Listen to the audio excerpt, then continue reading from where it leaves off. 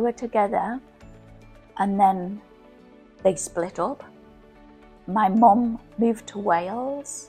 She was working in a hotel in Wales, and then he went to Wales because I think my mum mentioned she was dating someone else then when she split up with my dad.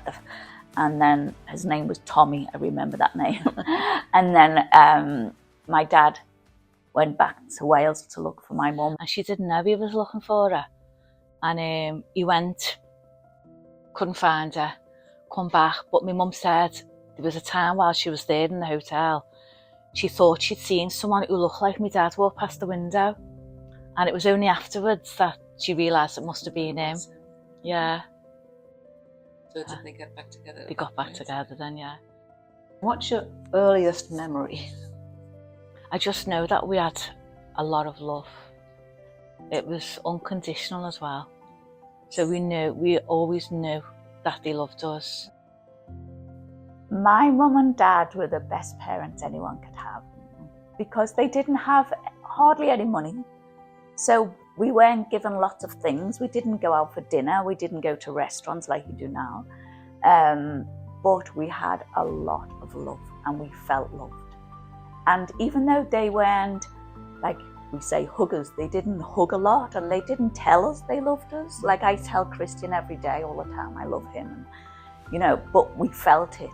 We knew they did. Mm-hmm. And especially for me, because I was very close to my mum and David was always very close to my dad.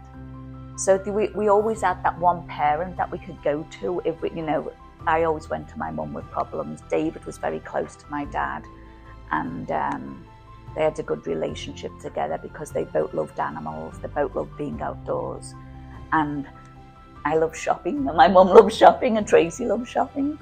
And when we look back, when I speak with Tracey now, it was never with, oh, we didn't have this and we didn't have that, and they had all really nice clothes. It was always like, oh, remember when my mum said this, and remember when she did this, and remember when they made us laugh. And it's always the things they did rather than what they never bought us anything special. We didn't have big things, but what we did have was enough.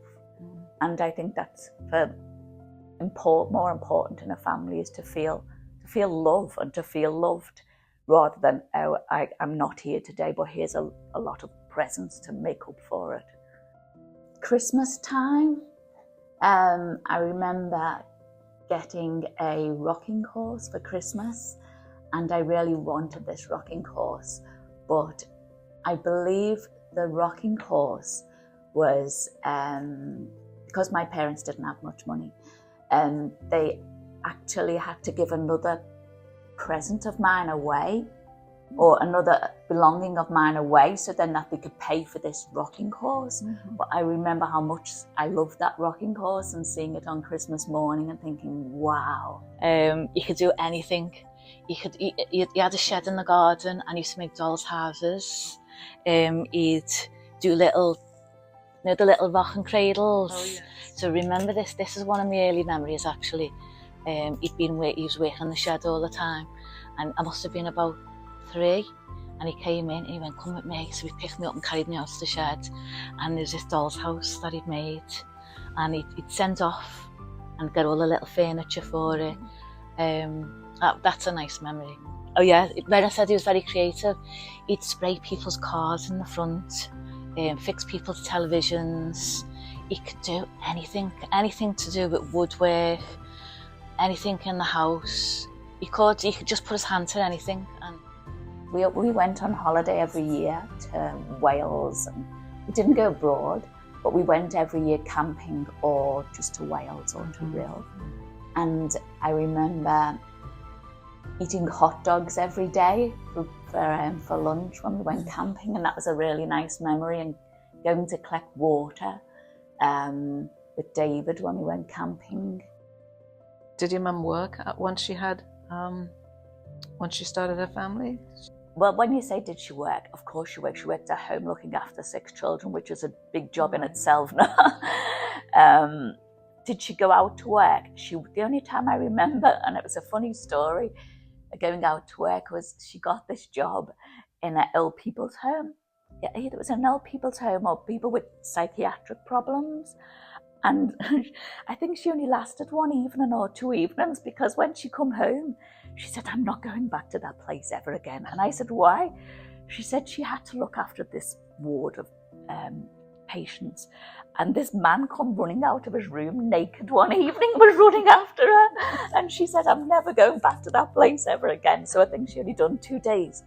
But as for going out to work, no, but she worked hard at home. Obviously, 6 of us.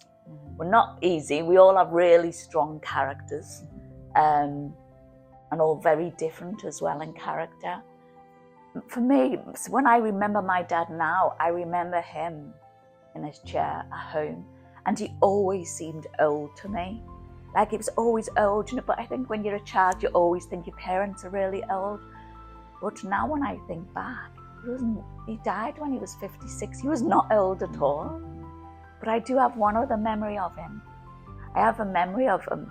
You know, I said he had a chair. I would sit at the back of his chair and with a little cup of water and a comb and just sit combing his hair. And he didn't have much hair, but he would let me do it.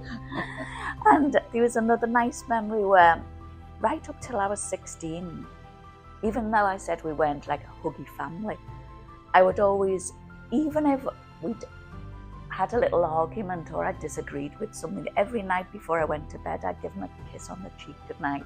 And I think that was right up till I was about 16.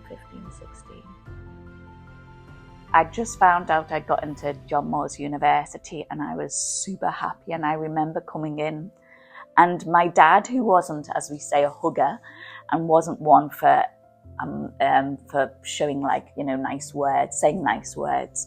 As I said, we didn't say I love you or anything like that. But I remember coming in and going into the living room, and he was sat down on his chair, and he stood up and he was really happy and smiling, you know, big smile. And he stood up and he hugged me, and he told me he was really proud of me. And I think that was the one time I think he hugged me. Because I said we weren't huggers. So, and I thought, wow, you know, he really is. He's really happy for me. Yeah, so that was a really nice time. That was nice. I remember hearing about when your dad became ill with cancer. I do remember, but I remember thinking, oh, he's strong, he'll be okay. You know, I think you do think that of your mum and dad, they're strong, you know, they're invincible, you know, nothing's going to happen. And I think it was like, and I don't even think we talked about it as a family. I don't think we sat down and said, okay, this is what happened. I think it was because they were worried themselves and didn't want to scare us, me and David. So I think it was, I'd heard them talking about it or something, and I know Tracey was taking Dad to chemotherapy. I think when he was living in Kirby, he was still pretty strong then. It was only when we moved to Marbury that I really seen the decline. He got ill the year before, I think it was around the July. He had problems with his chest. He got some tests done, but back then he waited 6 weeks for this test result, 6 weeks for that. So from the July till the December, he got diagnosed in the December that it was lung cancer. But in the meantime, it had gone from one lung into the 2. Oh, it's awful, but he weren't going to tell us. He wants to try and hide it from us. And he had a conversation with my mum's brother Danny, and he said, you've got to tell your family, because he didn't want to hurt us. But obviously he realised he was going to try and cope himself and deal with it. But he obviously realised he wouldn't be able to do that. And sat us down and told us. That was 96, and then he died in October. Yeah.